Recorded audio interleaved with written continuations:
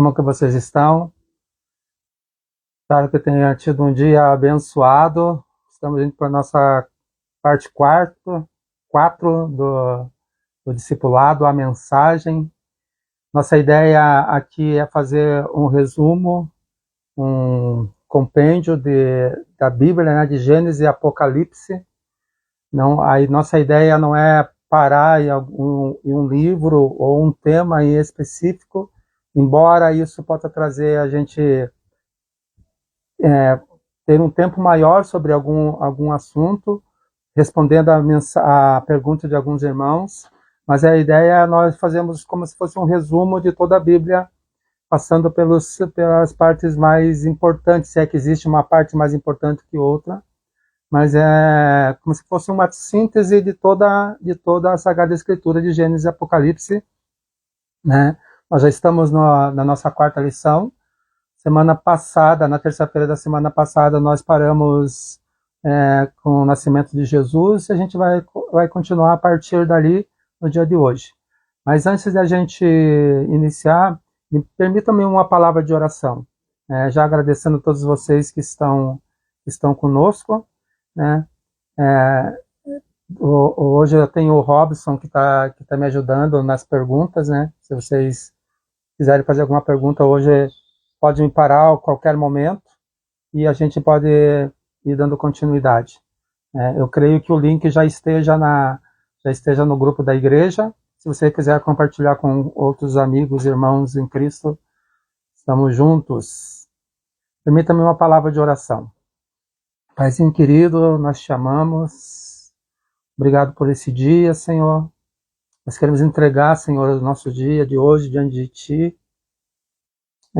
Obrigado por nos livrar dos caminhos da morte, e obrigado, Senhor, pelas revelações, pelos irmãos que passaram na história de nossas vidas hoje, até aqueles que nós não sabemos que são irmãos nas fé, aqueles que trabalham na panificadora, no ônibus, no trânsito, aqueles que nós encontramos onde nós podemos ver a Tua face, aqueles que trabalham e labutam em prol do reino, Senhor, que lutam contra os caminhos da morte. Nós queremos te agradecer pela provisão, te agradecer pelo Cristo Jesus, nosso Senhor, e acima de tudo, Senhor, por nos dar essa oportunidade de propagar o Evangelho do Senhor Jesus nos 4 cantos da terra.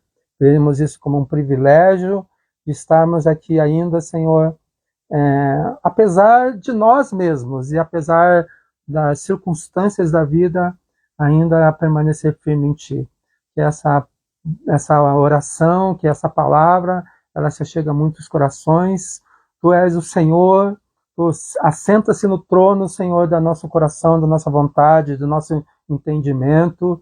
Que os nossos corações sejam encontrados como solos férteis, para que essa semente do Evangelho, ela encontre liberdade para crescer e que ela produza frutos e frutos de vida eterna. Essa é a nossa oração, sabendo que nós estamos nus diante de Ti e que o Senhor está nos vendo. Tudo serve para o louvor da Tua glória, em nome de Jesus. Amém, amém e amém. Está confortável aí, meu auxiliar? Bem, eu vou voltar um item, né? Nós já estamos no item 20, que é quando surge o Império Romano. Então, meus irmãos, se vocês tiverem alguma pergunta aí, fiquem à vontade. Fique à vontade em fazer e a gente pode parar e ir tentando responder. De preferência que esteja dentro desse contexto que nós estamos falando. Se você tiver alguma dúvida bem fora desse contexto, anota aí e no final a gente deixa uns minutinhos para a gente conversar um pouquinho sobre elas, tá bom? Se tiver ao meu alcance, a gente tenta trazer à luz aquilo que pode te ajudar na caminhada cristã. A Bíblia nos conta das dinastias que influenciaram ou escravizaram o povo hebreu. Nós tivemos o Império Assírio, o Império Persa, o Império Grego e o Império Romano. É no tempo de Roma, do Império Romano, que se estabelece aquilo que a gente chama de Pax Romana, que é um período de calmaria, é um período que não havia guerra, não existia guerra naquele contexto. O Império tinha dominado praticamente todo o mundo, né? Toda aquela parte conhecida do mundo, então não havia guerra entre eles mesmos. Mas era um período onde que os hebreus estavam subjugados pelo Império Romano. Inclusive, Jerusalém estava sob domínio de Roma. E é nesse contexto que nasce Jesus, o Cristo, o Senhor. Então, entramos no tema de hoje. Jesus de Nazaré. Deus quebra o silêncio de 400 anos. Antes de Cristo, depois de Malaquias até Jesus, teve um período de 400 anos onde não teve profecia, onde não teve... Deus se calou, vamos dizer assim, diante do povo. E é com João Batista que esse silêncio se quebra. João Batista, embora a vida de João Batista seja narrada no contexto bíblico no Novo Testamento, ele ainda está profetizando.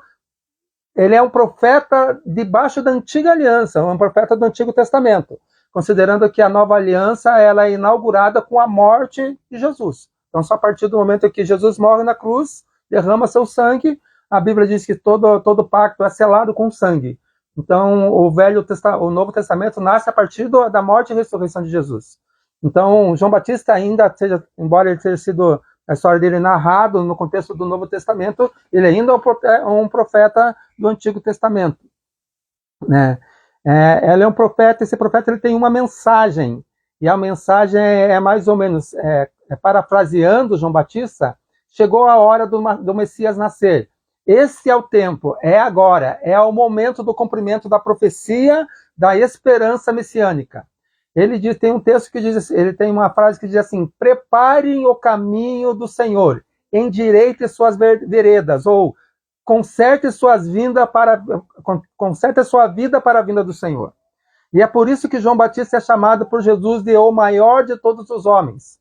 Humanamente falando, João Batista representa o amigo da noiva, amigo do noivo, o amigo, aquele que prepara o caminho para a vinda do noivo.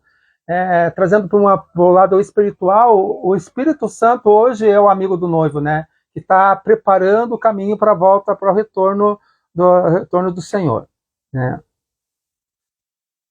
Nasce em Belém da Judéia Jesus Cristo, o ungido, o Messias. Jesus é apresentado na Bíblia como o cumprimento da promessa de Deus em Gênesis 3,15. Lembra que lá no início eu falei sobre essa promessa, assim que o homem cai, né, a queda do homem, que dá ouvido à serpente, que compactua com a rebeldia, Deus dá um decreto, que a gente chama de proto-evangelho. É um evangelho antes que o evangelho iniciasse.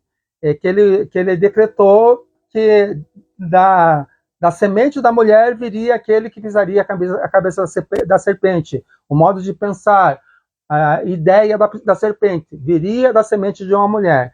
E esse era o ungido de Deus, o Messias prometido, profetizado por muitos profetas, e cumpre-se a promessa. Nós entendemos que Jesus é o Messias, é o cumprimento da promessa. Preciso fazer uma observação, que para nós ele é o Messias. Os judeus não convertidos até hoje esperam ainda o cumprimento dessa promessa. Para os judeus, Jesus não é o Messias. Jesus não é o Cristo. Dessa forma, eles ainda estão debaixo da lei. Eles ainda estão debaixo da lei mosaica. Eles ainda estão debaixo do Antigo Testamento.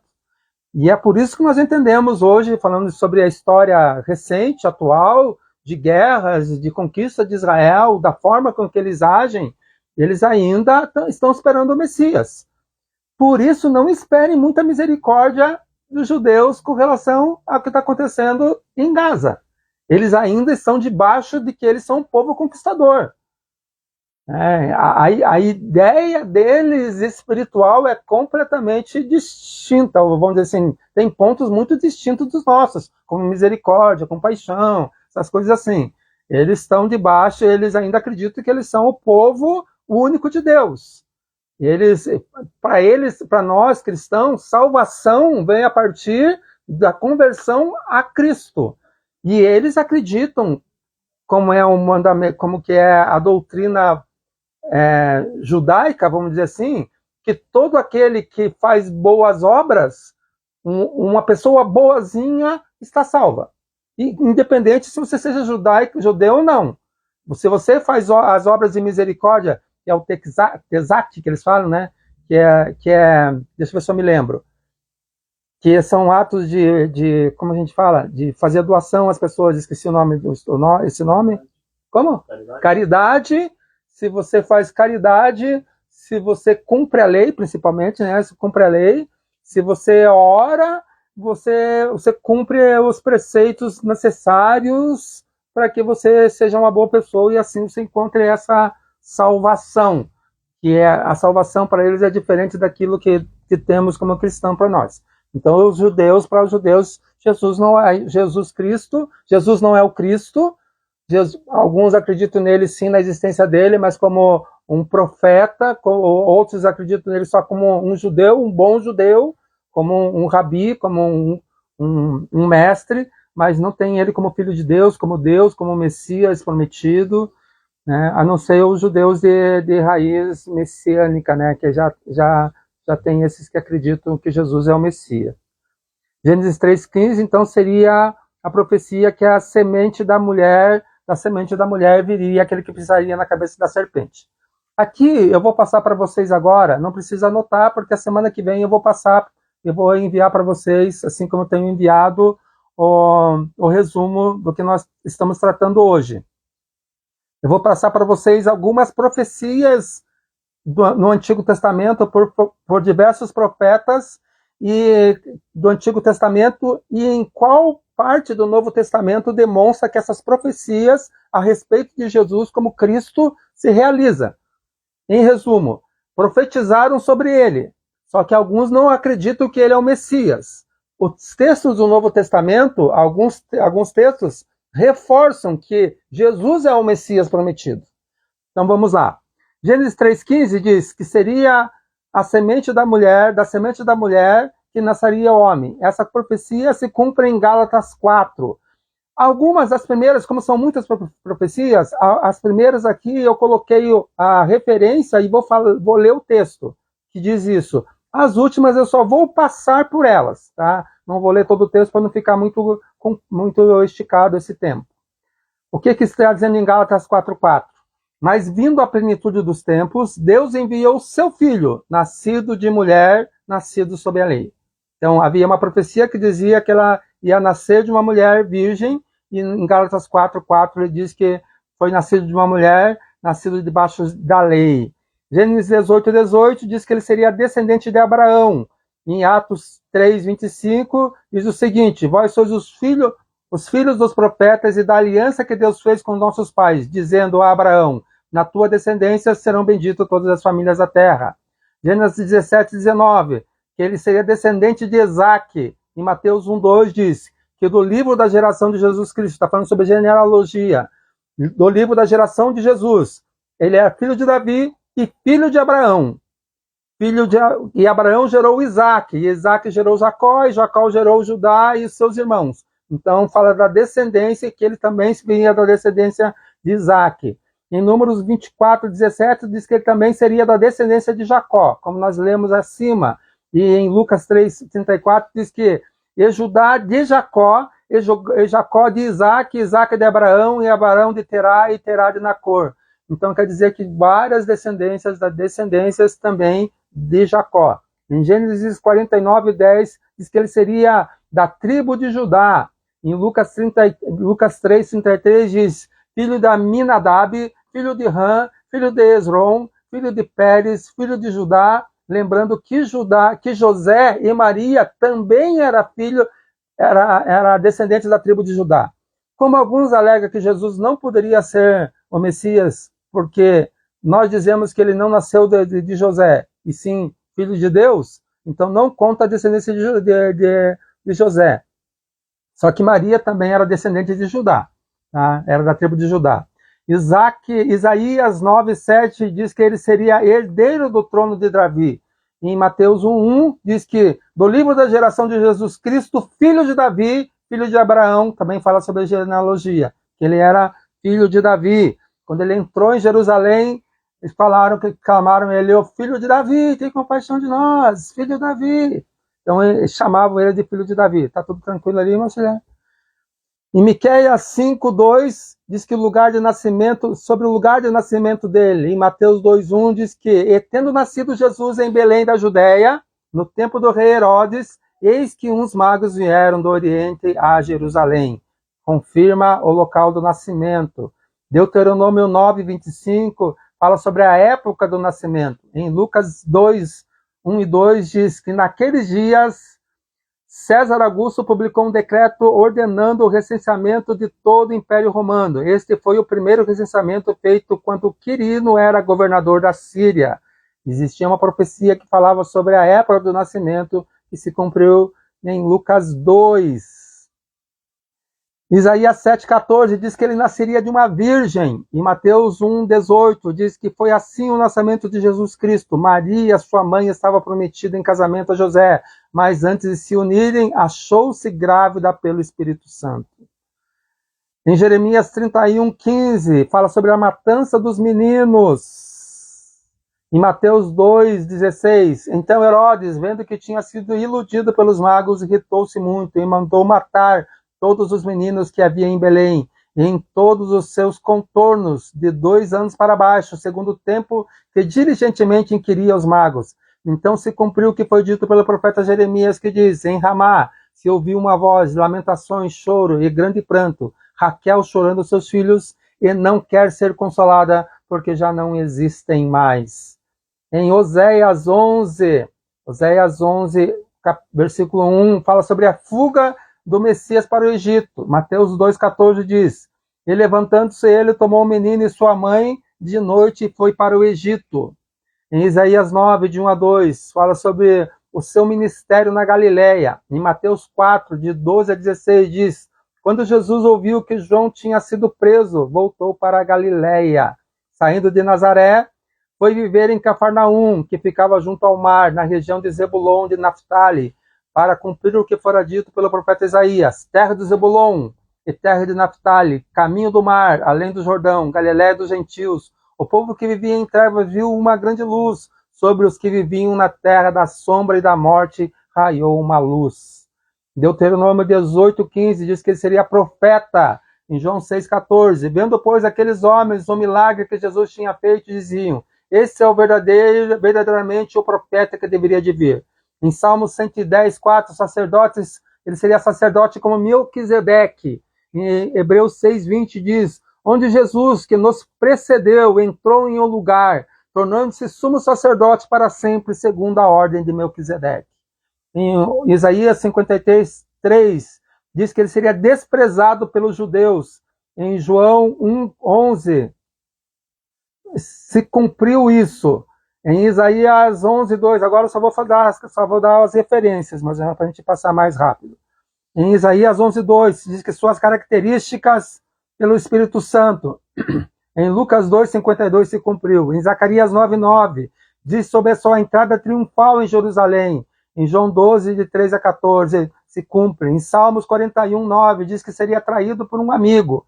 Em Marcos 14, 10 se cumpre. Em Zacarias 11, 12, diz que seria traído por 30 moedas. Em Mateus 26, 15 se cumpre. Em Zacarias 11, 13, diz que o dinheiro seria devolvido. Em Mateus 27, de 6 a 7, se cumpre. Em Salmos 109, 7 e 8, diz que o lugar de Judá seria ocupado por o lugar de Judas seria ocupado por outro. Em Atos 1, 18, se cumpre. Em Salmos 27, 12, diz que seria acusado por testemunhas falsas. Se cumpre em Mateus 26, versículo 60. Em Isaías 53, 7, diz que permaneceria em silêncio quando fosse acusado. Em Mateus 26, 62 se cumpre. Em Isaías 50, diz que seria golpeado e cuspido. Em Marcos 14 se cumpre. Em Salmo 69, 69, diz que seria odiado sem motivo. Em João 15, 23 se cumpre. Em Isaías 53, 4, diz que sofreria em substituição a nós. Em Mateus 8, 16 se cumpre. Em Isaías 53, 12, diz que seria crucificado com pecadores. Em Mateus 27, 38 se cumpre. Em Salmos 22, 16. Em Zacarias 12, 10, diz que suas mãos e pés seriam traspassados. Em João 20 se cumpre. Em Salmo 22, 6 e 8, diz que seria escarnecido e insultado. Em Mateus 27, 39 se cumpre. Em Salmo 69, 21, diria que daria um fel e vinagre para ele beber. Em João 19 se cumpre. Em Salmos 22, 8, ouviriam palavras proféticas com zombaria. Mateus 27 se cumpre. Em Salmo 109:4, que oraria pelos seus inimigos, se cumpre em Lucas 23. Em Zacarias 12:10, seria traspassado. Em João 19 se cumpre. Salmos 22:18, soldados lançariam sorte sobre suas vestes. Marcos 15 se cumpre. Salmo 34:2, seus ossos não seriam quebrados. Em João 19 se cumpre. Isaías 53:9, que seria sepultado com os ricos. Em Mateus 27:57 se cumpre. Em Salmos 16:10, que ressuscitaria, se cumpre em Mateus 28. E em Salmo 68:18, que ascenderia aos céus. E Lucas 24:50 se cumpre. Diz o seguinte, em Lucas 24:50, tu subistes ao alto, levaste cativo o cativeiro, recebeste dons para os homens e até para os rebeldes, para que o Senhor Deus habitasse entre eles. Para que o Senhor Deus habitasse entre eles. O propósito que eu disse lá no início, que se todo o evangelho, toda a Bíblia fosse uma canção, ela teria um refrão: Deus quer habitar junto com os homens. Esse é o propósito. Salmo 68:18, quando ascendeu aos céus. Lucas 24:50 diz, tu subistes ao alto, levaste cativo o cativeiro, recebeste dons para os homens e até para os rebeldes, para que o Senhor habitasse entre eles. Amém, meus irmãos? A partir daqui nós vamos falar sobre os evangelistas. Jesus morre, então, e começa o tempo sobre o evangelho. Aqui começa o Novo Testamento. Cada um dos 4 evangelistas, Mateus, Lucas e Marcos, eles têm um objetivo quando eles escrevem o evangelho. Mateus, eles escrevem de uma forma muito especial. Tem alguma pergunta? Tem uma pergunta aqui. Vamos esperar um pouquinho, enquanto isso eu consigo respirar. Esse seria um dos motivos que judeus não aceitam Jesus como Messias, pois a descendência para os judeus vem da descendência do homem. Do pai. Não é uma pergunta. De mulher? Sim. Perguntaram se um dos motivos porque os judeus não aceitam Jesus como Messias é por causa da descendência deles. Não é o único, mas é um dos motivos mais fortes. Sim e não. Porque deixa eu tentar explicar o contexto histórico. No início, sim, todo judeu era considerado judeu, ou hebreu, né? Era considerado hebreu, porque judeu judeu é a religião, né? Mas a descendência hebraica, ele era considerado hebreu se ele tivesse nascido do homem, né? A descendência do homem que daria esse direito de, vamos dizer assim, de se tornar judeu, se tornar hebreu. Mas como era um povo que sempre estava sendo subjugado, como eu disse, por alguns impérios, e naquela época era natural que quando fosse dominado por um império, acontecessem alguns estupros. Depois de um determinado tempo, foi considerado a descendência a partir da mãe. Então, até hoje, a descendência, se você nasceu de uma mulher hebraica ou judaica, você é considerado da etnia. Tá entendendo? Então, eles já aceitam que Maria, pela descendência de Maria, que ele é filho de Judá, que ele é da descendência de Judá. Tá? Para ficar bem claro. Só que existe uma conversa entre eles, que é uma tradição, vamos dizer. Agora eu esqueci o nome desse soldado, mas havia uma tradição que diz que Maria, que rola lá entre eles, que Maria, ela traiu José com um soldado. Eu não vou lembrar o nome desse soldado, mas há uma tradição que diz isso. Então, entre os hebreus, quando eles vão falar sobre Jesus, eles falam Yeshua Bar... Puxa, quase lembrei o nome dele. Jesus, filho e dá um nome desse soldado. Tá? Então, entre eles rolou uma fofoca que Maria traiu José. Tanto que pensam que ele é bastardo, né? Eles falam de Jesus como se fosse um bastardo, né? Não fosse ele filho nem legítimo de José. Tá? Mas também, sim, é um dos motivos, não é o único, porque ele diz que tem outras profecias que não se cumprem em Jesus, né? Mas é por aí. Mais alguma pergunta? Não. Seguindo, então, né? Deixa eu só ver o olhar. Puxa, passou meia hora já.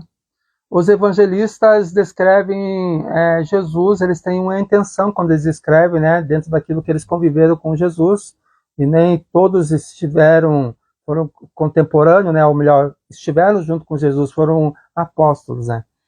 Mateus, ele deseja, quando ele escreve o Evangelho de Mateus, ele deseja demonstrar que Jesus era o Rei soberano, que ele era o Messias prometido.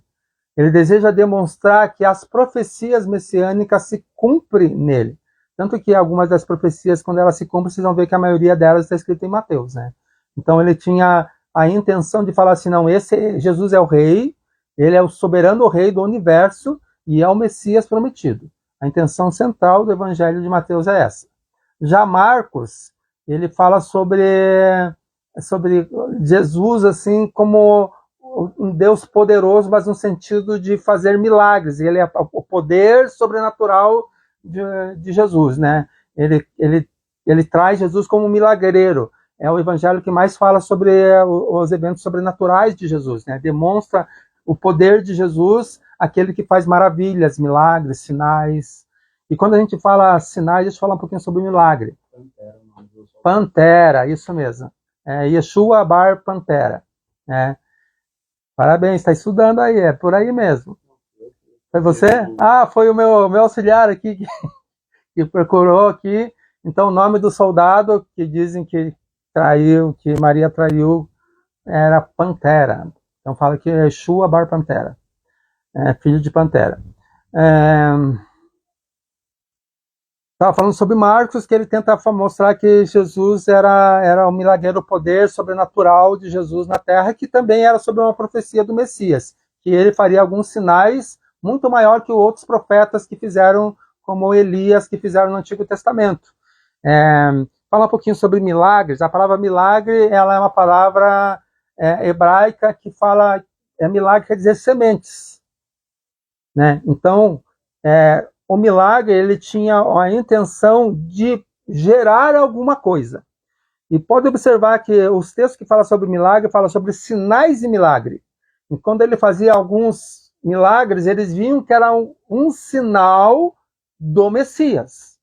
Que aquele milagre em específico provava que ele era o Messias. Por isso, a intenção de fazer, no decorrer de demonstrar alguns milagres que Jesus fazia. E essa é uma intenção de Marcos, mostrar que Jesus era milagreiro, os sinais que orientavam ele a uma direção que ele era o Messias. Lucas, ele fez questão de mostrar Jesus como Salvador. A intenção, o ponto central de Lucas é que Jesus era Salvador, que ele era amigo dos pecadores, que ele andava junto com os desprezados, junto com os marginalizados, que ele era misericordioso, que ele aceitava aqueles que ninguém queriam. Então, essa era a intenção do Evangelho de Lucas, demonstrar Jesus como Salvador, como rico em amor e misericórdia, em compaixão, né? Um Deus diferente do que se conhecia. João, ele queria demonstrar a natureza divina e espiritual de Jesus. Jesus como Filho de Deus, né? Quis demonstrar a divindade de Deus. Por isso que eles queriam matá-lo, porque quando Jesus, ele deixa bem claro em João 5,18, eu vou ler para vocês, anotei aqui. Por isso, pois, os judeus ainda mais procuravam matá-lo, porque não só quebrava o sábado, mas também se dizia que Deus era o seu próprio Pai, fazendo-se assim igual a Deus.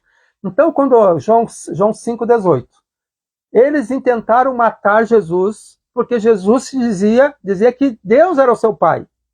E se ele era filho de Deus, ele também era de condição divina. Então, se fazia Deus como Deus. Então, quando as pessoas falam assim para você, ó, aquilo que a gente diz, tem um ditado que a gente diz, filho de peixe, peixinho é. Então, quando as pessoas falam assim, vamos dizer dos nossos irmãos judeus, se eles falam assim, Jesus não é Deus, um dos motivos que eles falam que Jesus não é Deus, porque Jesus não era filho de Deus. Eles disseram que Jesus era filho de Pantera, vamos dizer assim, esse soldado. E se ele falasse que ele era filho de Deus, então ele também era Deus. E é por isso que tentaram matar ele. Está lá em João 5,18. Em Filipenses 2, versículo 6 em diante, também diz assim, que embora sendo Deus, não considerou ser igual a Deus, não considerou que ser igual a Deus era o que deveria se apegar-se. Então ele, sendo como Deus, ele esvaziou-se de si mesmo e se fez homem como nós. Então, os textos bíblicos nos fundamentam que Jesus é Deus como Deus, na mesma origem, na mesma natureza. E assim ele traz nós também para essa mesma direção. Jesus é levado à cruz. Não é possível entender Jesus sem entender a cruz. Não é possível entender a Bíblia ou o Evangelho sem passar pela cruz. A cruz é ao mesmo tempo um palco de horror e um espetáculo de amor.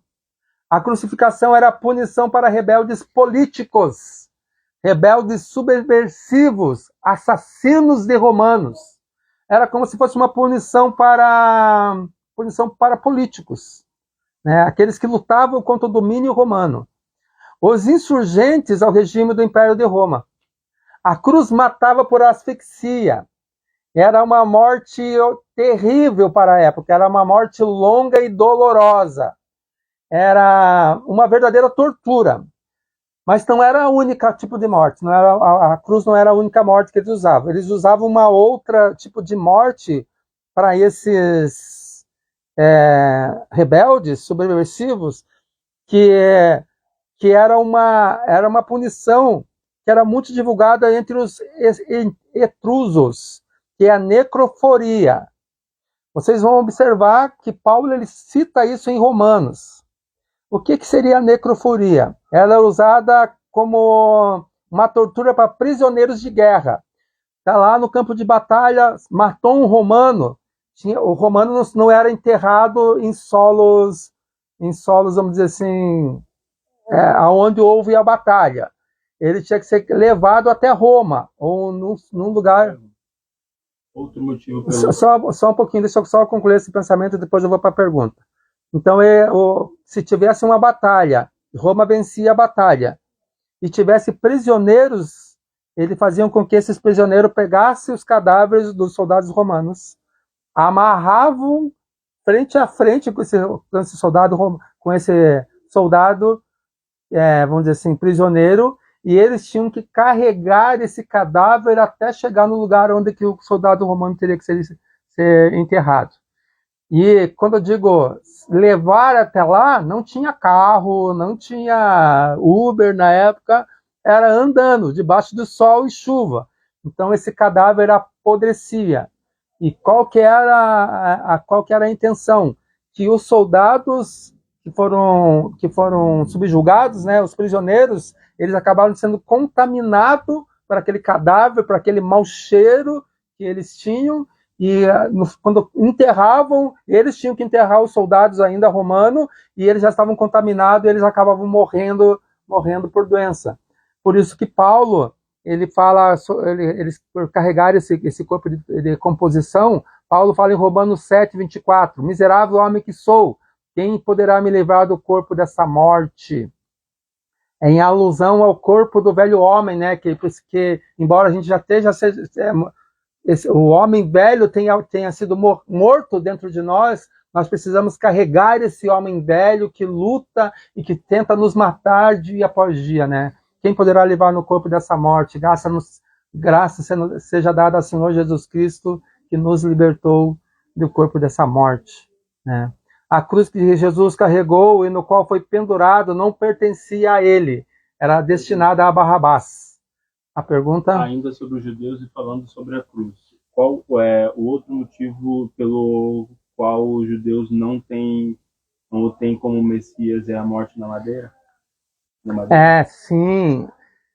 O texto bíblico, ou melhor, eu falo texto bíblico, mas entenda que muita coisa da Bíblia que nós trazemos vieram da lei judaica. Então, os judeus, eles não têm só o Antigo Testamento e os profetas, eles têm o que eles chamam, se eu não me engano, é a Talmud, que são 613, 623 leis, que são preceitos. Vou dar um exemplo aqui. Não pode se trabalhar no sábado. Mas o que é trabalho? Tomar água é trabalho? Andar, vamos dizer assim, limpar a casa é trabalho? Então eles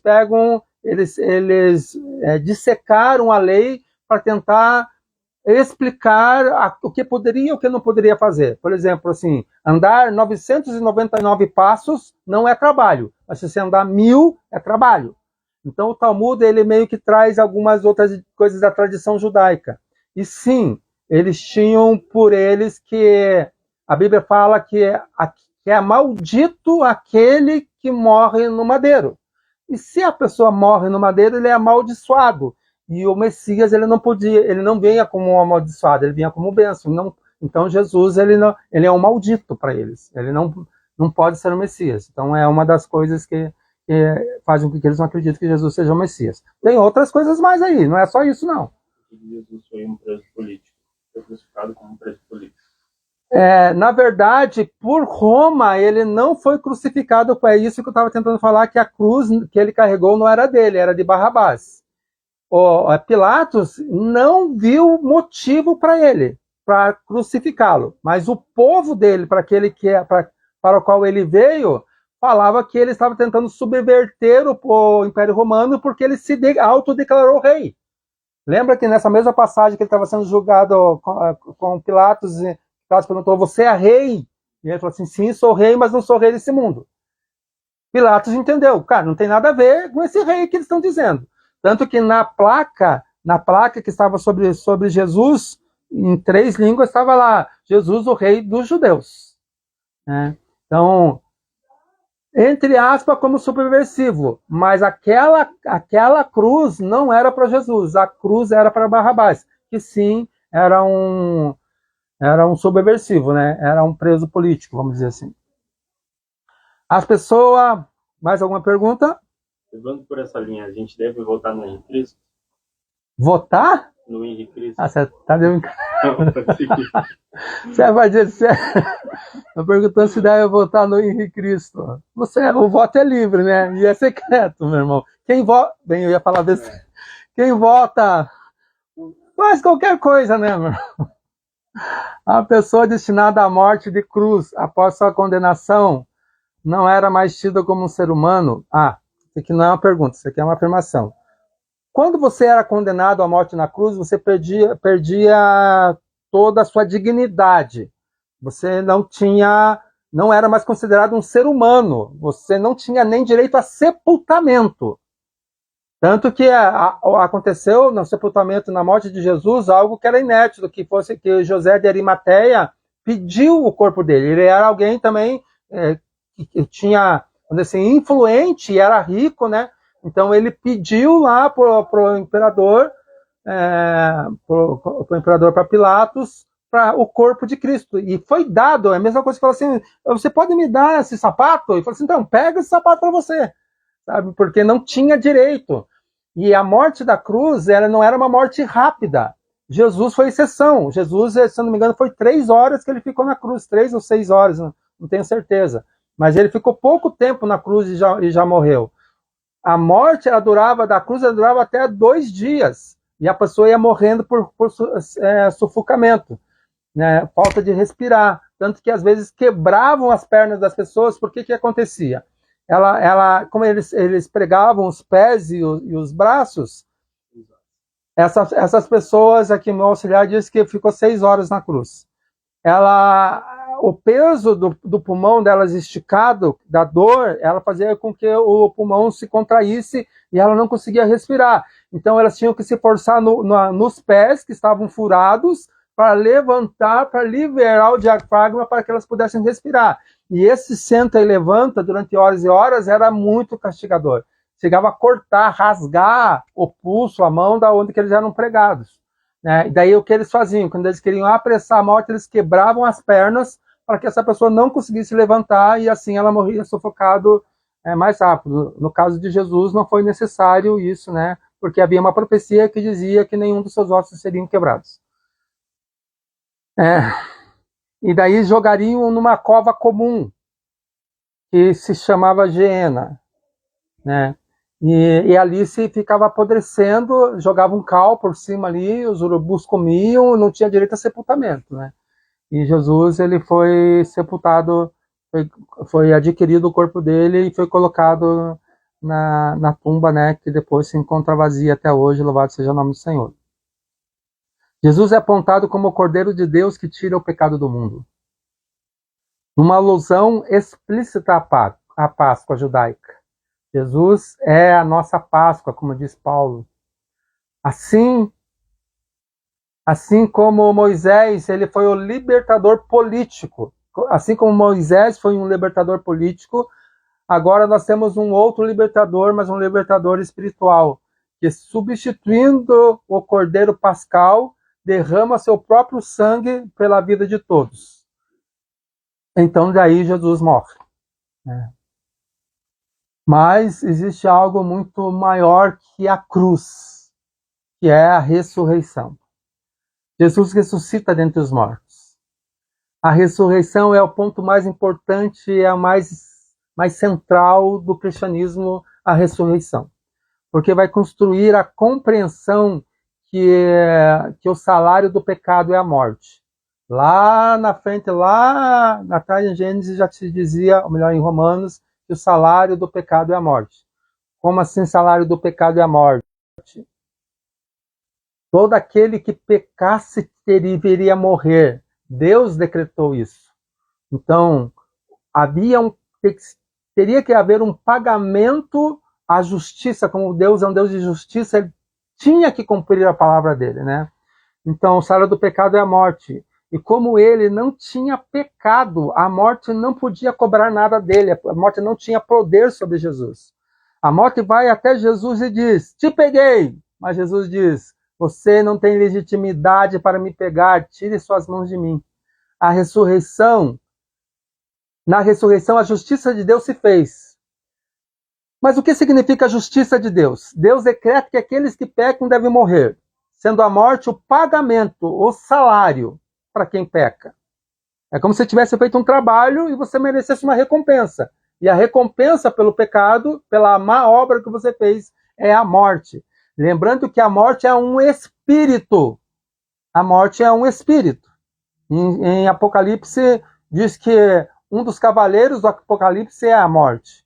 E se ele morreu, a morte de todos, vamos dizer assim, ele pegou o meu pecado, o teu pecado, e ele morreu a morte de todos. Então, a morte, esse espírito já recebeu o pagamento de todos. Na morte de Jesus, ele recebeu o pagamento de todos. Ele pagou a minha dívida, ele pagou a tua dívida. E por isso que a morte perdeu o seu aguilhão, o seu veneno. Ele perdeu, a serpente perdeu o poder de inocular veneno em nós. Perdeu o seu poder. Então, para todos aqueles que aceitam esse sacrifício de Jesus, que pintam o seu coração com o sangue, os umbrais, os olhos, o coração, nas entradas, com o sangue do Cordeiro, a morte eterna a morte já não tem poder sobre nós, diz a palavra de Deus. Isso posto, a morte perdeu o seu poder. Por isso que todos que estão em Cristo vão ressuscitar. Pode fazer a pergunta. Já passou tem água aqui. Quando faz a pergunta, eu vou beber uma aguinha. Então, ele morreu por todos ou por todos que nele crêem? Essa é uma boa pergunta. Ele morreu por todos ou por todos que nele creem? A Bíblia é bem clara que ele morreu por todos. Mas só aqueles que aceitam isso têm o direito de usufruir dessa bênção. É mais ou menos que eu te desse um presente. Vou dar assim, eu dei uma caixa de sapato para você. Na verdade, não dei para você, eu dei para todo mundo. Mas tem alguns que não gostam de sapato, não vão andar com sapato. Então, nunca vão usufruir de ter um bom sapato, de estar andando com sapato. É lógico que é um exemplo bem chulo, né? Simples, mas é mais ou menos assim. O presente é para todos, mas só aqueles que aceitam isso é que vão conseguir usufruir desse presente. Podia ser usado um exemplo melhor. Uma casa. Poxa, uma casa. Bom, é um exemplo melhor. Um carro. Uma ilha. Podia ser um exemplo melhor. Então, Jesus morre e nós vamos para o Pentecostes. Pentecostes é uma festa judaica que simboliza a vinda do Espírito Santo. Ou vamos falar um pouquinho sobre o ministério do Espírito Santo. Jesus disse que seria bom que ele retornasse, ele morreu, ressuscitou e retornou ao Pai. E daí ele deixou, disse que vou deixar para vocês alguém semelhante a mim, um consolador, um ajudador, um conselheiro, que vai te explicar melhor as coisas a meu respeito. E ele falou que viria alguém que já era prometido, tanto como ele era prometido no Antigo Testamento. Havia uma promessa que o Espírito de Deus, que antigamente no Antigo Testamento era derramado, só vinha sobre 3 tipos de pessoas para que elas cumprissem uma função. A palavra ungido é exatamente isso, aquele que é escolhido de Deus para cumprir um propósito.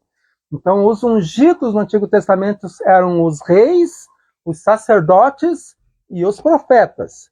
Os reis eram ungidos por Deus para governar o povo de Deus. Os sacerdotes eram aqueles que pegavam a oração, os sacrifícios e apresentavam a Deus.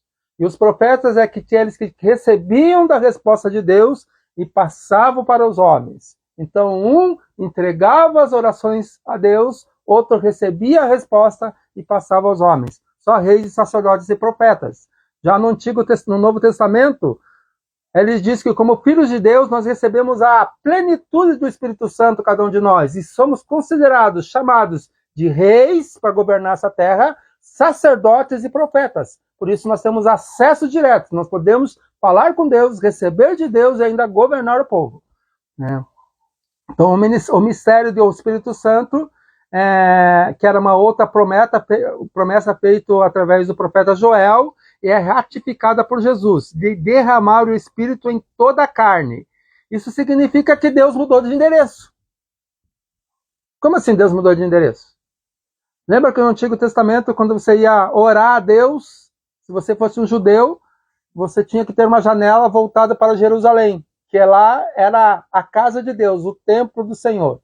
Então você olhava para aquela direção e orava para Deus naquela direção. Os muçulmanos têm um pouco disso ainda. Eles viram em direção a Meca para fazer a oração. Né? E era assim que acontecia. Deus estava no templo.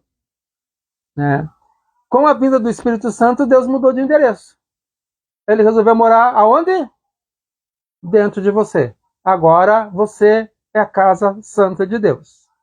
A comunhão pretendida por Deus ao criar o homem, sua imagem e semelhança, agora é realizada a partir da morte de Jesus, da sua ressurreição e do Pentecoste. Quando o Espírito de Deus habita em nós, nos faz um só povo.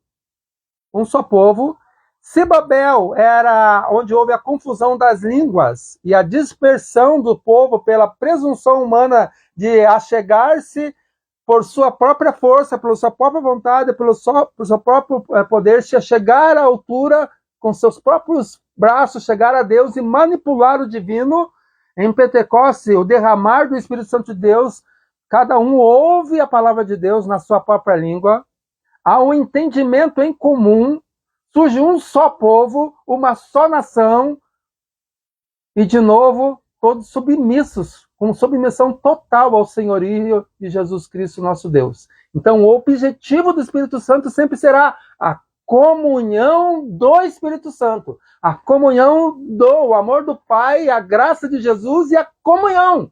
Então, onde não há unidade, não é Espírito de Deus. 26. Você acha que dá tempo? Não dá tempo. mas eu vou deixar esses últimos 10 minutos, 8 minutinhos, para que a gente possa responder perguntas, se surgirem ainda algumas questões.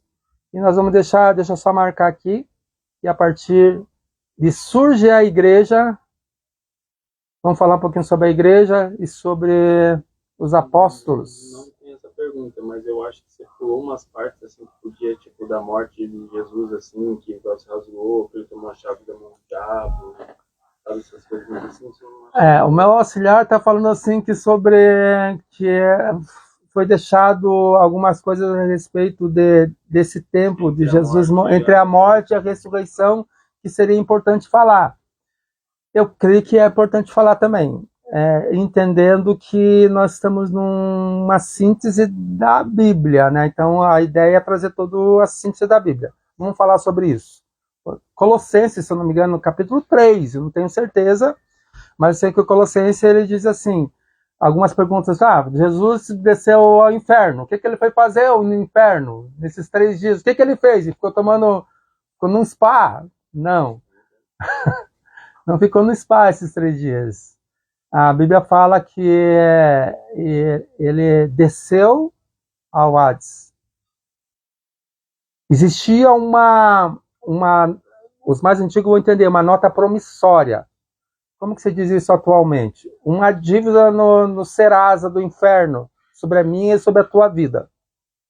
E ele foi lá e ele rasgou esse compromisso, tipo assim, esse contrato que dizia que a minha vida, por eu ser pecador, estava na mão do diabo. Ele foi lá e arrancou isso, e rasgou isso, e cravou na cruz. Tipo assim, você está vendo? Agora eu morri, eu paguei a conta dele.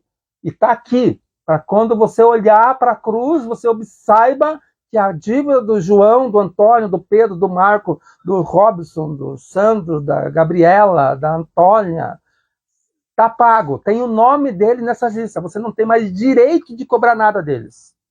E mais que isso, ele foi, como eu preguei esses dias atrás, a Bíblia diz que ele levou cativo o cativeiro. O que é o cativeiro? O cativeiro era a prisão, onde que todos nós ficaríamos lá até o julgamento. Então ele pegou agora, ele prendeu a prisão. Então agora ele é o delegado do lugar lá. Ele manda quem ele quiser e solta quem ele quiser. O diabo não tem mais poder. Foi isso que ele fez, humilhar. A Bíblia diz também que ele chegou lá e ele tornou público agora para que todo mundo saiba que ele domina sobre a serpente, sobre os demônios. E que ele é o enviado de Deus com poder soberano sobre tudo e sobre todos. Que ele expôs Satanás, como ele é o vencedor, é o general de guerra, que nunca perdeu uma batalha. Ele expôs Satanás. Antigamente, eu escrevi aqui, que seria na parte que eu falo da igreja, mas eu vou adiantar um pouquinho mais, para que a gente entenda o evangelho, de uma forma, fazer uma analogia de evangelho. Antigamente, o que acontecia? Um exército ia lutar contra o outro, e aquele que vencia, quando ele vencia, ele tinha direito aos despojos. O que eram os despojos? Era toda a riqueza do povo que foi vencido. Então, ouro, prata. Lembra que eu falei sobre a situação das mulheres? Se você quisesse as mulheres, também elas eram tuas. Só concluir o raciocínio aqui, depois a gente vai para a pergunta para encerrar. Então, ele tinha direito, ele subjugava o outro rei. Ele pegava o rei, se não tivesse sido morto na batalha, amarrava o rei, colocava esse rei vencido em praça pública, tirava toda a roupa do rei e dizia para eles, venci, sou o vencedor sobre esse rei. Ele colocava a vergonha o rei vencido, né? Alguns outros reis usavam de misericórdia e não faziam isso, só matavam o rei vencido. Tá? Analogia sobre o evangelho. Imagine que vou falar sobre uma linguagem de futebol para que se entenda melhor. Imagine que Corinthians e Palmeiras estão batalhando numa guerra. Existe um rei Corinthians, um rei Palmeiras. Vou dar uma moralzinha para os corintianos, e os corintianos ganharam do Palmeiras. Moralzinho porque vocês sabem como que está a situação. Venceram os palmeirenses. Daí tem o reino dos palmeirenses e o reino dos corintianos. Só que a distância entre os reinos era muito longa. Ela, às vezes, havia anos e anos para chegar no reino dos palmeirenses. Mas eles mandavam uns atalai, que eles chamavam de atalaia. Eles mandavam uns mensageiros até o reino para chegar antes lá a anunciar: olha, na batalha quem venceu foi o nosso rei. O rei do Corinthians venceu. Se vocês quiserem, vocês podem se considerar, vamos dizer assim, subjugado desde já por esse reino, que o rei do Corinthians é o rei de vocês, e vocês têm direito à cidadania de corintiano. Vocês podem mudar para ser corintianos. Mas se vocês não aceitarem, quando o rei chegar aqui, ele vai expor para vocês o rei derrotado, e vocês todos que não aceitarem vão morrer com ele. Era mais ou menos assim que é a notícia. E é essa mesma notícia que é chegada para nós. Olha, o nosso rei venceu. Vocês têm direito de agora fazer parte da sua família, da sua casa, com todos os benefícios de filho, se vocês aceitarem ele como rei e senhor sobre você. Só que o nosso rei e senhor tem regras no seu reino. Se você se submeter a essas regras, você ganha liberdade, vida eterna e tudo mais. Mas quando ele chegar aqui, se você não se submeter, ele vai expor o outro rei vencido. E vocês todos vão morrer com ele. O mesmo fim do rei será o fim de vocês. Resumindo, esse é o Evangelho. É fato que Jesus disse: eu sou o caminho, a verdade e a vida. Era uma relação, metáfora, com o primeiro templo, onde ficava o Santo dos Santos? Ela tinha toda a ver com o primeiro templo. A Bíblia, não me lembro qual o texto bíblico, que diz que todo o Antigo Testamento, Jesus ele fala isso quando ele encontra os discípulos de Emaús, que todo o Antigo Testamento e os profetas falavam a respeito dele. Mas existe um texto que fala que está em Coríntios, porque eu me lembro que eu li essa semana, agora não me lembro se é Coríntios ou Gálatas, mas ele fala que tudo que foi vivido naquele tempo era uma alegoria. Era como se fosse um teatro que representava Jesus. Existiam 3, vamos dizer assim, sessões no templo, não só no templo, mas no tabernáculo também, porque o tabernáculo foi o tabernáculo era uma cabana e o templo era algo físico, né, algo concreto. Físico no que eu quero dizer no sentido de uma estrutura em pedras, assim. Mas existiam, sim, o átrio, deixa eu me lembrar agora, era um átrio dos gentis, onde os hebreus, onde os não-hebreus ficavam, depois tinha mais um pátio onde os hebreus ficavam, daí tinha um lugar onde as mulheres ficavam, elas não poderiam passar daquele lugar. Daí tinha um lugar onde só os homens iam, tinha um lugar onde só os sacerdotes ficavam, então alguns desses lugares eram chamados também, conhecidos popularmente como o caminho, a verdade e a vida. Então, e Jesus fala assim, olha, quem passa por o templo, quem entra no templo, está passando por mim, porque eu sou a representação desse templo. Eu sou o verdadeiro templo, a verdade daquele lugar, o lugar da presença, a sua presença, e aquele espaço eles representavam alegoricamente um teatro daquilo que eu sou. Isso, meus irmãos. Vamos encerrar. Eu sei que eu tenho prometido aos irmãos que a gente vai fazer um discipulado de vida cristã, mas eu também tenho um acordo com os meus irmãos, com a liderança da igreja, de a gente não ter eventos no mesmo dia que possam conflitar em mesma data e mesmo horário. E a gente já tinha alguns eventos marcados, tanto que nessa sexta-feira também vai ter um evento na igreja, e daí a gente não vai poder, essa situação de discipulado de vida cristã, a gente vai deixar para o mês que vem, a gente acertar uma data melhor, um horário melhor, tá? E a gente vai encerrar, até a gente encerrar esse compêndio da Bíblia, essa síntese bíblica, tá, meus irmãos? Então, desejo de todo o meu coração. Eu quero fazer uma oração para encerrar esse momento, né? Agradecer você que está sendo fiel. Fidelidade também é um reflexo de Jesus, do Espírito Santo na vida do crente. Então, obrigado pela tua fidelidade, obrigado pela por interagir, por nos indicar a outros irmãos. Eu espero que isso acrescente muito na sua vida, esse fundamento de ensino na sua vida. E eu oro, assim, de todo o meu coração, que um dia seja você aqui na frente ensinando para outros. Nós precisamos de mestres, né? A igreja, ela é fundamentada no ensino dos apóstolos.